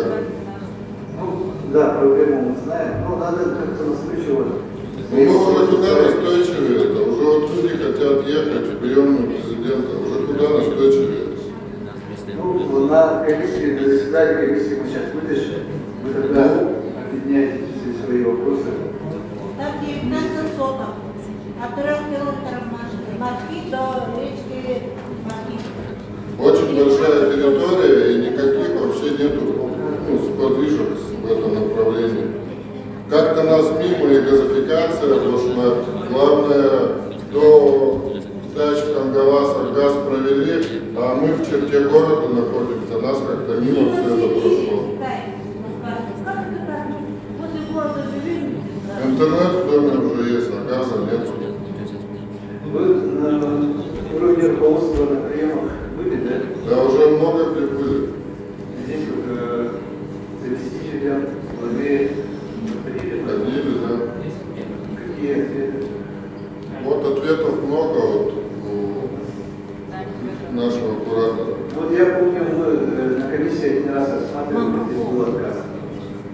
насколько я помню. Ну, сейчас еще раз вытащим и там посмотрим. До этого тоже. На что можно надеяться? Ну там, конечно, вот вопросы по социальным объектам. Нет обеспеченности социальных объектов. Да много же таких территорий в городе, где нету таких объектов социальных, но там все-таки ИЖС есть у людей. Много таких территорий. Ну это вот неправильно принятое решение. Вот всегда приводит пример Высотал, да? Сколько там жителей проживает? Больше 3000 населения, по-моему, сейчас проживает. Еще вот земельные участки новые тоже платят. Ну вот наш район примерно такой же, как и Сатал. Мы, считайте, от первых дач до вторых дач, мы почти даже таяли нашу территорию. Ну, видите, да, целый населенный пункт, да? Как село. В селе есть школа, есть садик, есть клуб, есть администрация. Ну, в существующих ваших территориях нет даже территории, где можно построить эту школу. Но мы же относимся к Мархе. В Мархе же можно что-то придумать, сделать. В Мархе здесь, ну, Марха имеет в виду, что есть вот эти объекты, которые покрывают свою территорию, само село. Так? Расчет выполнен на это. Соответственно, вместе с вами, значит, должны быть другие уже мощности. Но эти вопросы сейчас надо смотреть, тогда эти участки надо смотреть под социальные объекты, какие есть в Мархе, с обеспечением доступности. Ваше расстояние большое до Мархи, ходить там в садики. Поэтому вот как-то надо подходить и изучать эти вопросы. А скажите, изменение категории земли как-то долго? У вас не категория земли, у вас черта населенного пункта, да? Земли населенного пункта. У вас земли населенного пункта. Да, ведение дачного хозяйства.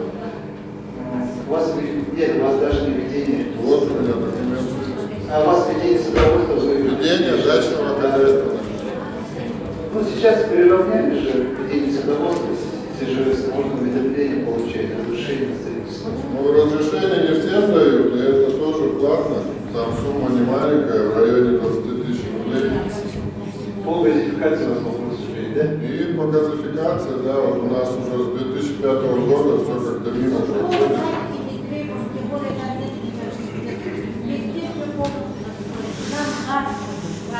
А для того, чтобы провести газ, каждый дом должен быть ЖС. А люди ЖС не дают везде отказ. Вот с этими отказами я собираюсь ехать в Россию. Там вопрос. До того уже вот здесь стоит печку тоже. Это куда 21 на старости лет хочется печку не топить, а с газом ходить. Вот сколько семей. Так, давайте так сделаем. Вы на прием к Алексею Антону Анатольевичу ходили? Заместителю главы по развитию территории. Не ходите же еще? Алексей. Мы так посчитали, прикинули 1800 человек в новом печку. Давайте вот до проведения комиссии вы запишитесь на прием к Алексею Антону Анатольевичу. А можно записать их? Вы думаете, к нему так просто попасть? Ха. Куда записаться? Заместителю по развитию территории. К нему надо. Да, к нему надо записаться. А можете вы поспособствовать, чтобы вот Дарью Маврукову записать? Да, по проведению комиссии сейчас контактами поменяемся, и я вам помогу, чтобы туда вот зашли, и я тоже подойду и обсудим вашу инициативу. Да. Хорошо, принято, хорошо, переговорим. Здравствуйте.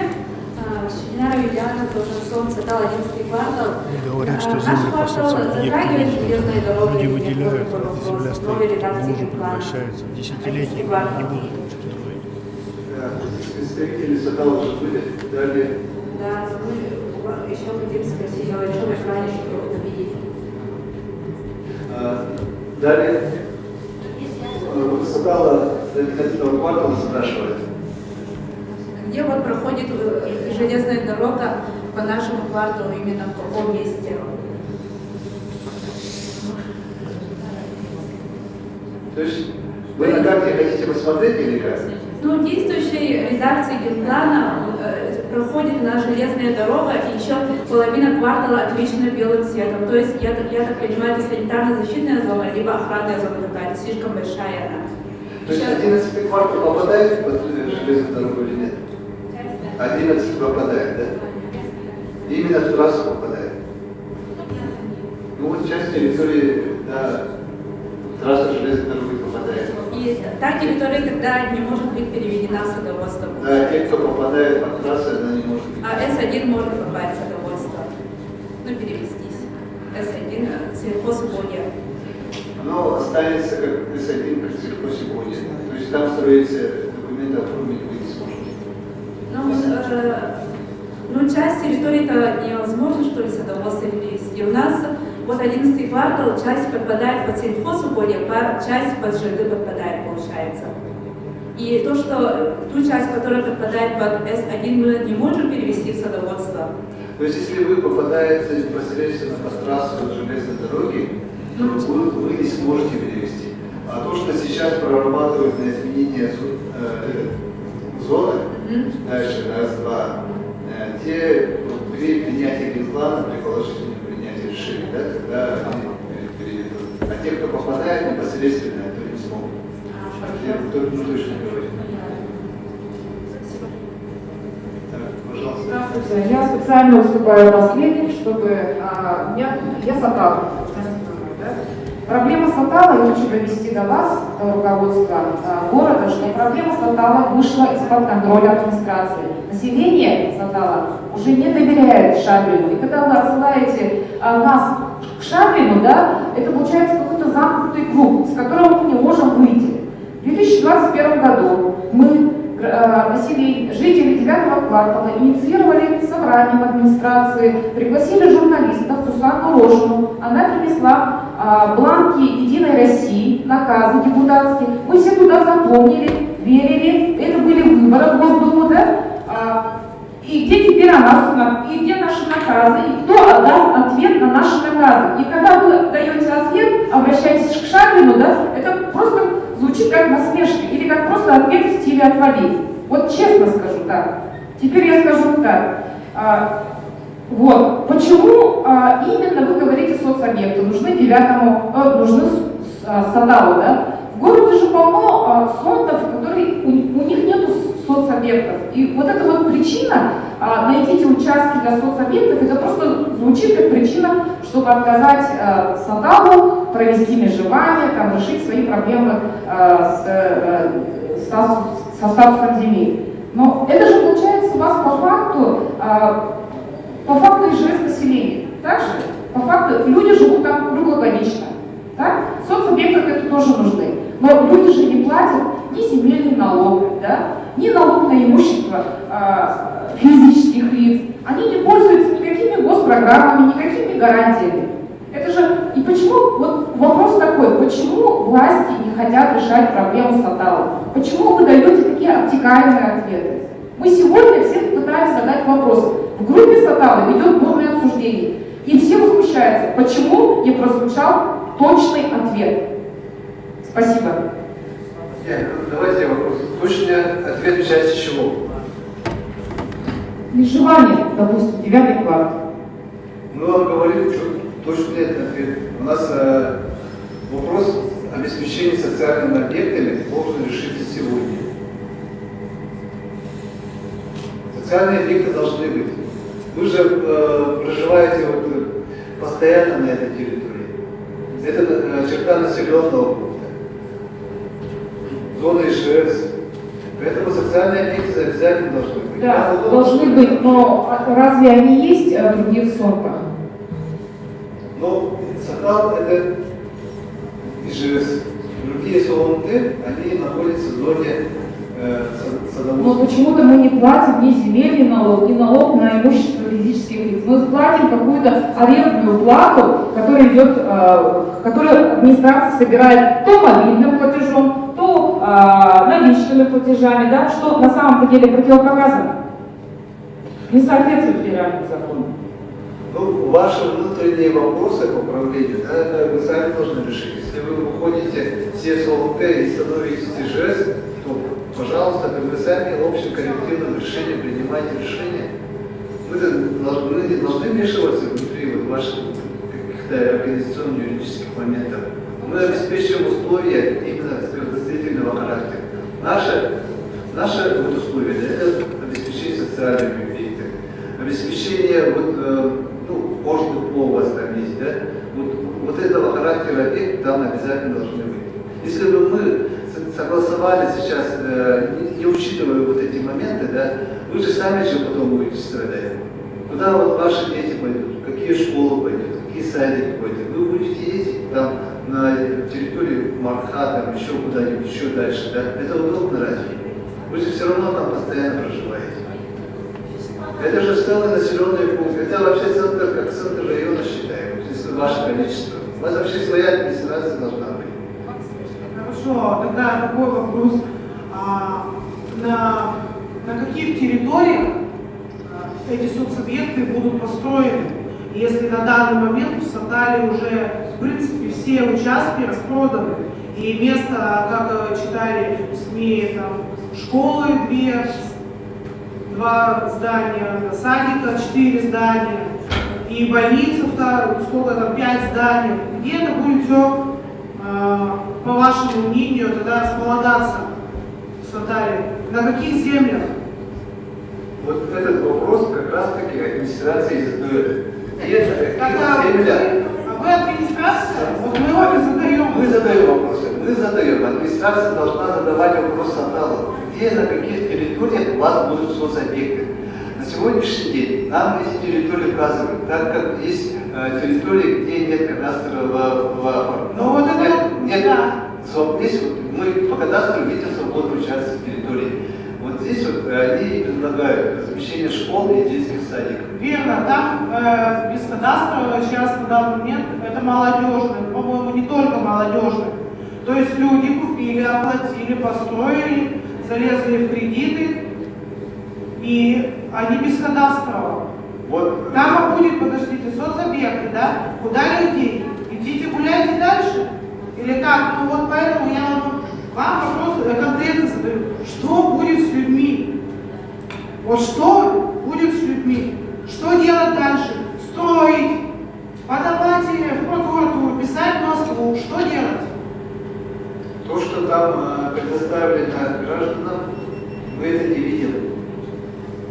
Кто отвечает тогда за эти средства, которые были выручены вообще с Сатала, там миллиарды денег, и эти взносы, я не знаю, куда они идут, но все равно, по-моему, администрация города прекрасно знает вообще проблему Сатала, и знала ее, и допустила этого, или допускает, либо закрывает глаза. Но это же и вот вчера оно все распродалось и построилось, да, там уже сколько, 20 лет люди живут. Сейчас это все возникает. Куда администрация смотрит, что именно конкретно с людьми, как дальше поступать. Вот на этот строительный сезон строить дальше, либо кто возмещать будет. Администрация хозяйствующей деятельности Сатала, она не должна входить, там разбираться. Это уже другая, другая юридическая сторона. Сатал, кроме вот этого молодежного, они предлагают изменить зону 12 квартала, там дальше. Видимо, за счет этого и будет решаться вопрос. Куда писать, кому обращаться, если мои вопрос будет не решен? Куда писать? Людям что делать? У вас свое управление, вот с ними решаете. Управление, мы живем в республике Саха-Якутия, и управление тут одно. Если у нас сегодня слушание, куда обращаться? Это же конкретный вопрос. Не в Сатал обращаться. У вас на сегодняшний день вид пользования сельхозиспользования. Так ли? Так ли. Но обещали эти сделать. участки никто не давал права там строиться. Сельхозиспользование было обязано использовать по назначению. Почему? Когда прежде чем даже строиться, Сатал просил зафиксировать, что подойти от дороги столько-то метров, от соседей, столько, чтобы все законно, потом ИЖС перевести.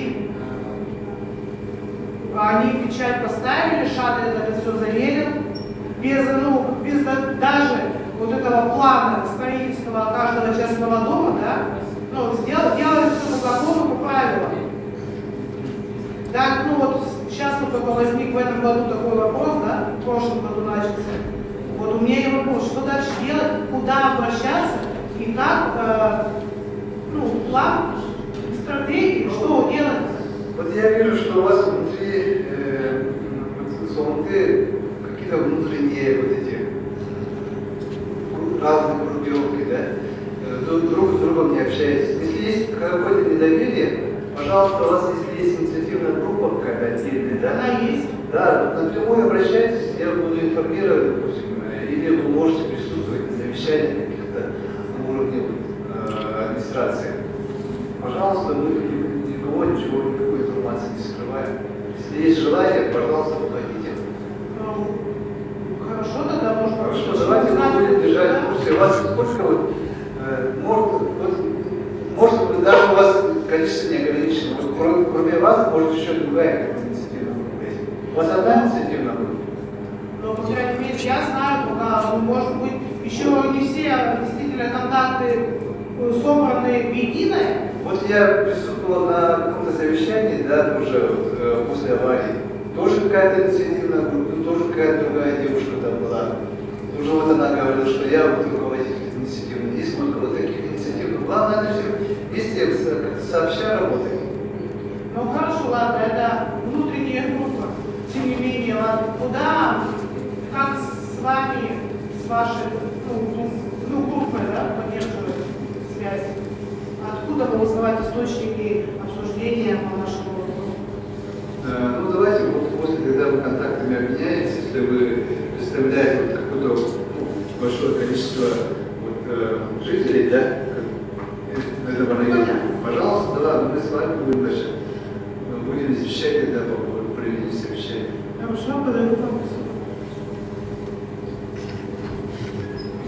Еще, да, есть вопросы? Здравствуйте. Да, у меня есть вопрос. Меня зовут Исаченко Ксения, я собственник участка ТСН Айнхаус. Можете дать настроение? Намский тракт, 13 километр, левая сторона. Сегодня вопрос задавали, это не поэтому? Да, поэтому Айнхаус задавали вопрос, но у меня встречный вопрос к администрации о том, что мы, собственники участков и наш актив, выделили 40 соток под строительство детского сада. То есть, когда мы просим перевести нас в ИЖС, вопрос возникает о социальных объектах. Наш актив выделил территорию на возведение детского сада, да? И вопрос такой, когда детский сад будет построен? Так, вы земельный участок у себя выделили для того, чтобы передать городу. Вы городу передали этот земельный участок? Городу, я конкретно не в курсе, но вообще земельный участок 40 соток выделен под строительство социального объекта. Ну вот давайте с этого и начинать, тогда если у вас есть такой участок свободный, давайте момент мы рассмотрим с нашими коллегами с департамента по объектам капитального строительства, которые планируют социальные объекты. Хорошо, да, обращаться. Вот, Юрий Юрьевич, контакты возьмете, да? Ну, давайте мы после... А так у нас электричество передано, в Якутск-Энерго газовые сети тоже проведены, и участок, в принципе, готов уже к использованию. Отлично. Мы как раз-таки, когда комплексно обсуждали вопрос состав, и рядом с ними еще капитал тоже планировали, да, и в расчет брали все территории. По-моему, насколько я помню, в том числе и Айкал брали, да, в расчет. Если вы свой земельный участок тоже готовы передать, то мы включим в расчет вот этот земельный участок. И еще предлагаете изменить зону на шествия, да? Да, сейчас у нас введение садоводства идет назначение использования. Мы хотим поменять наши земельные участки на ИЖС. В этом проекте генерального плана вы как обозначили, проверили? Введение садоводства. Введение садоводства. Когда вот сейчас в протоколе вы записали, потому что ИЖС желаете? Да. Так, все хорошо. Когда вы... А в протоколе нужно вписывать то, что у нас выделен участок? Да, обязательно. Обязательно, что надо там описывать, и отдельно надо, чтобы это обращение в адрес главы о том, что вы земельный участок как бы предусматриваете для строительства детского сада. Хорошо, спасибо.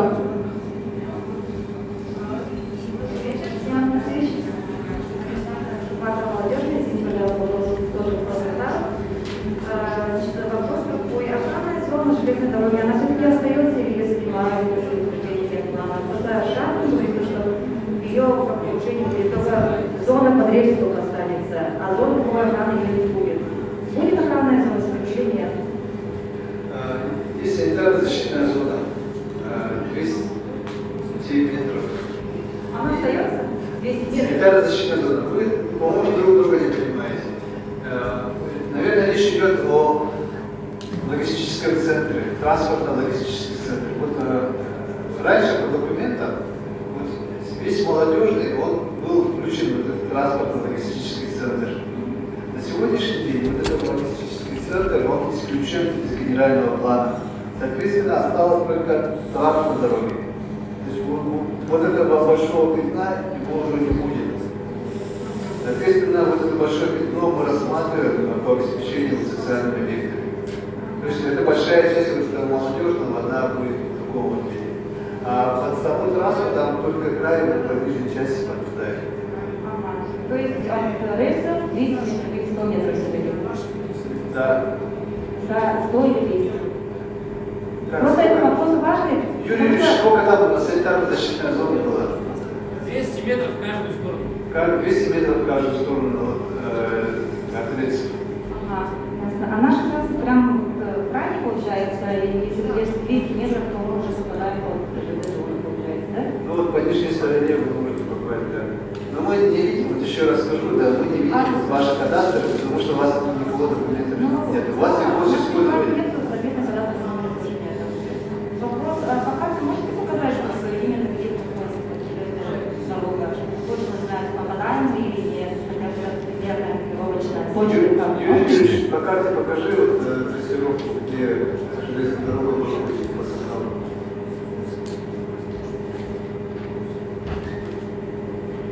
Ну вот там, где вот пересекает. Поближе, можно, пожалуйста? Наоборот, ближе, да, лучше. Там, где молодежь. Где молодежная? Ну, еще раз скажу, да, что в генплане показывается схематично. Здесь нет точных вот этих, да, вот, расстояний. Тогда, получается, утверждение генплана нам рассчитывать на межевание или нет?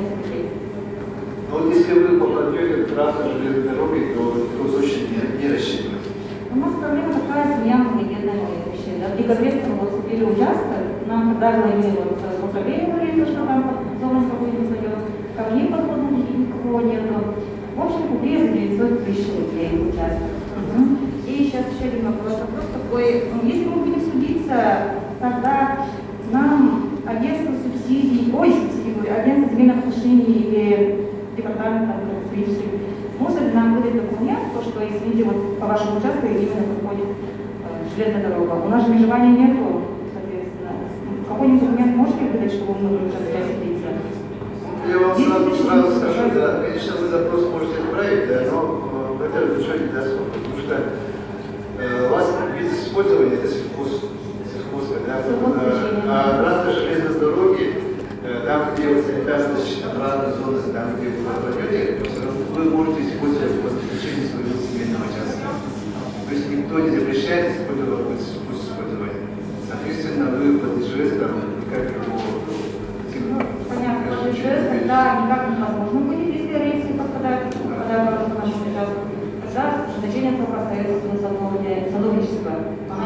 Да, если вы приобрели земельный участок по какому-то виду, у вас как-то не останется. Но если у вас есть право. Но, насколько я знаю, у вас ни кадастр ничего не показывает. Нет, там у нас один кадастр на целый квартал. Ну вот у вас целый квартал, он внутри как-то распределенный, но этого никто не видит. То есть вы или купили, или там получили, не знаю, каким образом, но это вы должны вопрос с правлением у себя вот решить. Хорошо, еще вопрос. По соцобъектам сказали, что проект соцобъектов уже как-то составили, управление наше. Можно ли как-то ознакомиться, не знаю, может там молодежного не знаю, хотели бы строить соцобъект школы специально. У нас же только молодежный получается, без выживания стоит. Ну, предложения эти рассматриваются, да, варианты, там несколько вариантов. Там есть варианты.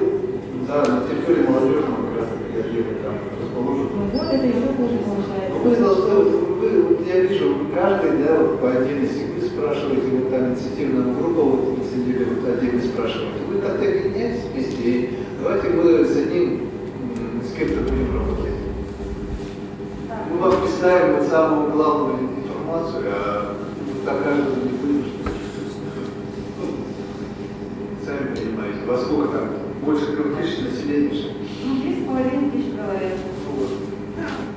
Вы работаете в Синете, в какую группу входите, или в правлении, или в инициативную группу? Избирайте одного человека. Самого Кто главного может? Я, избирайте. например, пенсионер не работает. Ну, поэтому девушка, избирайте, вот да. как раз таки согласны, вы контактами Одного поменяетесь, человека, пусть этот но мы человек. будем информацию предоставлять. Или вы на себя берете, когда вот Получается, если у нас в аренде, тогда мы же, получается, никаких прав не имеем, получается, да? Отберут участок, начнут строить школу, садик, и мы останемся без школы. Тут я юридические моменты вам ничего не подскажу, потому что это, ну, ЗОНТ, это здесь ЗОНТ, ну, внутри себя решать эти хозяйственные юридические вопросы. Но в эти действия не лезет. Так, еще есть вопросы, да? Семенова Татьяна Владимировна. Я из района Ярминская, которая состоит из 5 улиц и проживает, построено дома 456. Но у нас поблизости есть объект федерального статуса, БСБ. И там вопрос такой: радиус действия или вот, обладание этого объекта 850 метров раньше было, да? А сейчас этот радиус так и остается или повышается? Если повышается, то нас, вот, которые там построили, куда мы уйдем? Так, это у нас зона ФСБ. Микрорайон Ярминский, который ближе всего. Ну, насколько, Юрий Ильич, ты подтвердишь, да, там этот круг остается в таком же размере, да, 850, да? Да, там ИПР немного есть изменения, но незначительные. Я слышу. То есть есть там кадастровые границы, небольшие изменения, там только в части круга, в основном такое расстояние оно осталось. Остается, да? Да, не больше. Как было, так и есть. Так и остается. Тогда никаких вот этих... Увеличения не будет. Увеличения не будет, да, как есть, так и остается. Хорошо. Так, все вопросы вроде бы закончились, все разбежались. Ну, значит, все вопросы мы зафиксировали, никого не упустили. Так что всем участникам большое спасибо. Да, всем счастливо, до новых встреч.